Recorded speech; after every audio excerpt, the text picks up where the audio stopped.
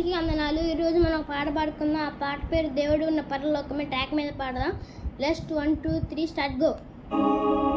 లోకాలే పుట్టకముందు, దేవదూతలే పుట్టకముందు, పరిశుద్ధాత్మ దేవుడు పుట్టకముందు, యేసుక్రీస్తే పుట్టకముందు, నీ తండ్రి అయిన దేవుడు ఒంటరివాడు.